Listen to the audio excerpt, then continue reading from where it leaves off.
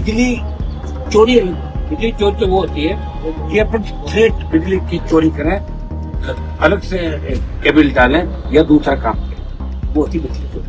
2 लाख रुपए मैंने जमा कराए, हम काट दिया। या मैं वहां रहता उस दिन काट देता, तब तो कोई मर्दानगी थी। ये तो हिजड़े हैं जो पीछे से करके भागे, हिजड़ों की तरफ भागे। और बता दे सरकार, इन्होंने अपनी माँ का दूध किया है तो मुझे चैलेंज करके रोको।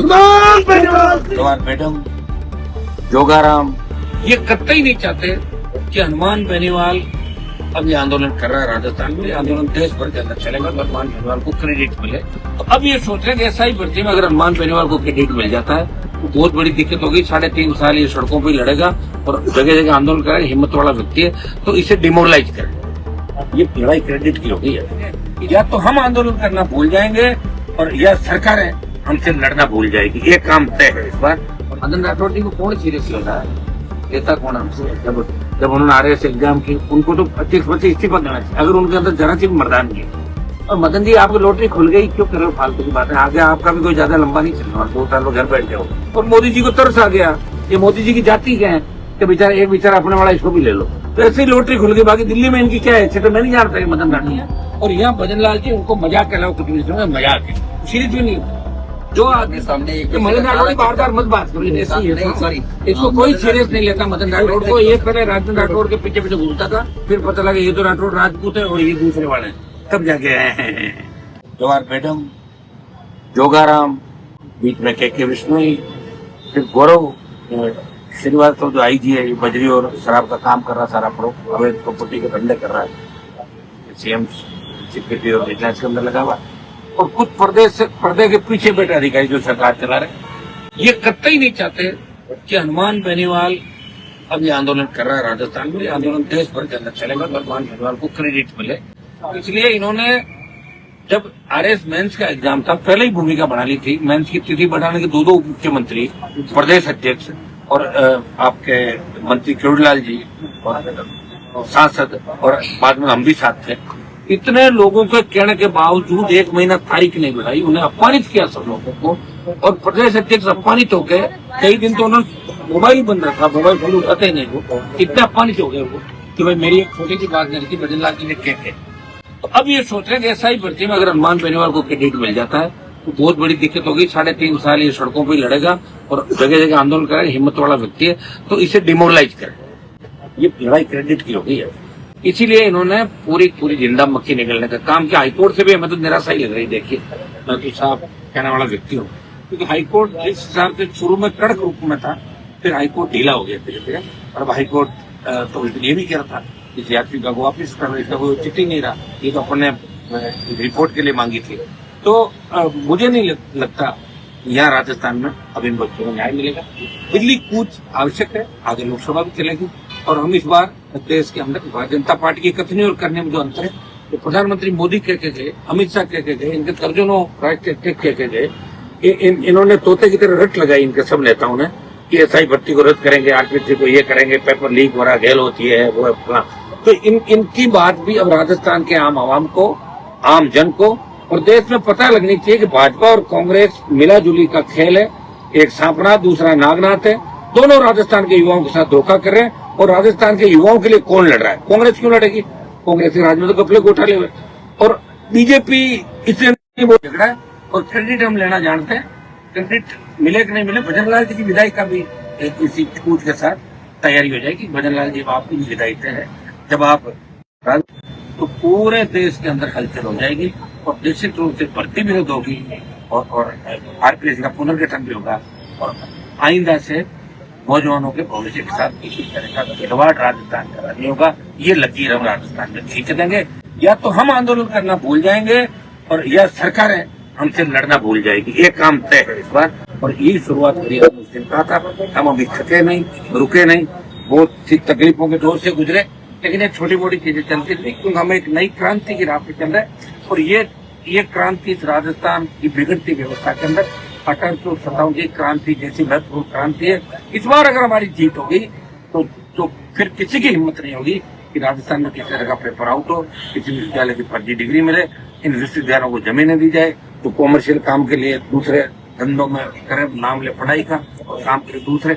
और जो अपराध यहाँ पे बढ़ रहा है, जिस तरह महिला उत्पीड़न हो रहा है और राजस्थान जिस तरह एक नंबर पे आ रहा है, तो इसके लिए दोषी अगर कोई है भजनलाल सरकार है। भजनलाल जी को मुझे तरस आता है कि 5-5 बार उनको धमकी मिल गई, हर कोई धमकी दे देता है, कोई सीरियस नहीं ले रहा भजनलाल जी को, आप बताऊं। तो ये स्थिति राजस्थान के, अब दिल्ली के अंदर इस बात को जाएंगे, ये आंदोलन दिल्ली की ओर भी चलेगा और पूरे प्रदेश और देश भर का आंदोलन।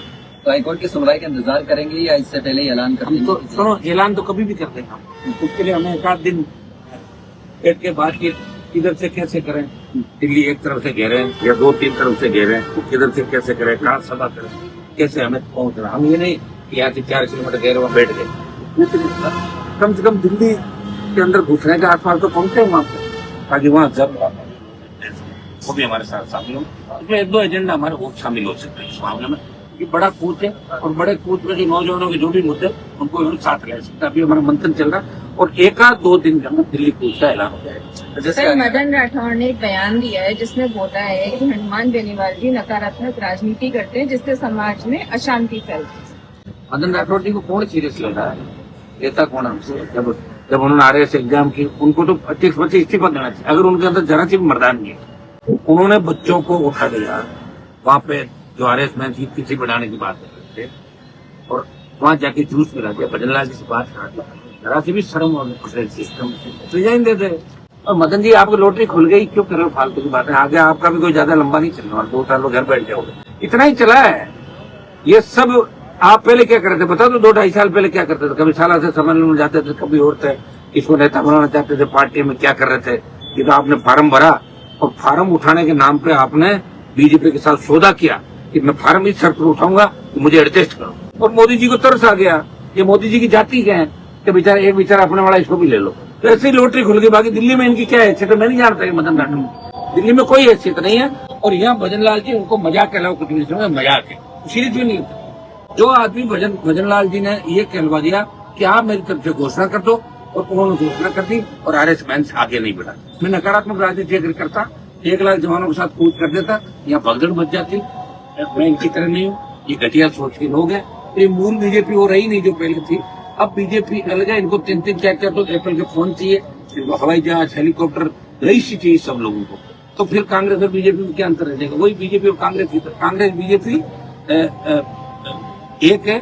और चोर चोर मोचेरे भाई की जो कहावत है वो सीधी सीधी हो रही है। और मदन राठौड़ अपनी कॉन्स्टिट्यूंसी के अलावा उनके कहने से 1 कलेक्टर इसमें नियुक्त राजस्थान का, उनकी हैसियत में अच्छी तरीके जानता हूँ राजस्थान क्या हैसियत है। बिजली बिल को लेकर भी मदन राठौड़ ने चलते रहते हैं, कुछ नहीं मिलता। और एक सोशल मीडिया पर हैशटैग भी चलाया जा रहा है, बिजली चोर हनुमान बेनीवाल करके ऐसे करते रहते। सुनो, ये राजस्थान वही तो है, कई लोग लड़ रहे थे, कई सौदे कर रहे थे, ये राजस्थान या मैं लड़ तो रहा हूँ।